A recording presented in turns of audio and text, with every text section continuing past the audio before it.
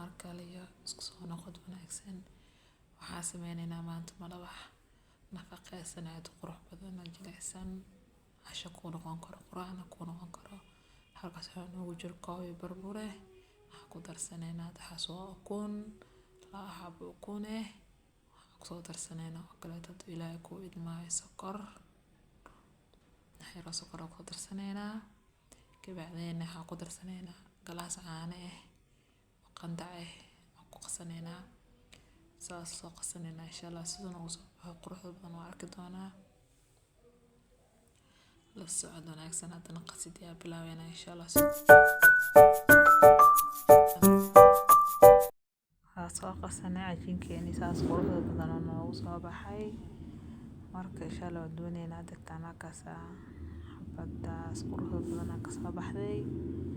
Hadana waxaan diyaarsanaynaa wixii lagu cuni lahaa chicken saddex xabyaay basal halkaas noo saaran oo soo jarjaranaynaa insha Allah ka isku darsano.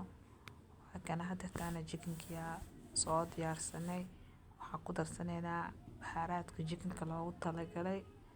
soo marka qasno diyaarino meel ay yara dhigayna insha Allah wixii lagu cuni lahaa waxaan ku darsanaynaa socod wanaagsan.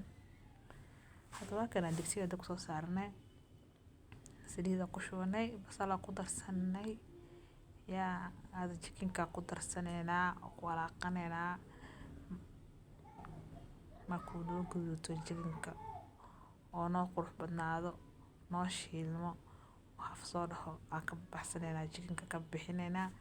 Marka chicken-ka ka bixino waxaa yaanyada soo shiidanaynaa saddexda xabyaayada si fiican u soo shiidanaynaa. Marka soo shiidano oo ku soo darsano hadana chicken-kiya kor kaga soo dareynaa marka soo darsan insha Allah soo ku soo baxo arkayna waa diyaarsanaynaa.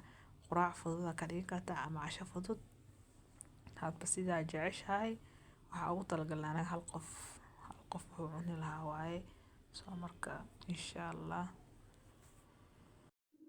hadda chicken-kiya dabka noo saaran oo walaaqona markuu si fiican noogu kala qurux noogu soo baxo noo shiilmo waxa ka gadinaynaa maxaan lahaa chicken-ka isla saxankii oo dheecaankii wixii noo leh ma dhaqanayno waxaan ku soo saarnaynaa yaanyadii waxaan ku soo darsanaynaa marka yaanyada ku soo darsano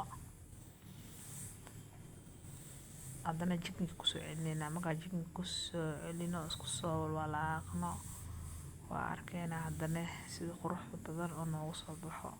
Walaalaha qurux badan soo dhawaada subscribe noo saarna soo dhaweey walaashin dhiirigeli.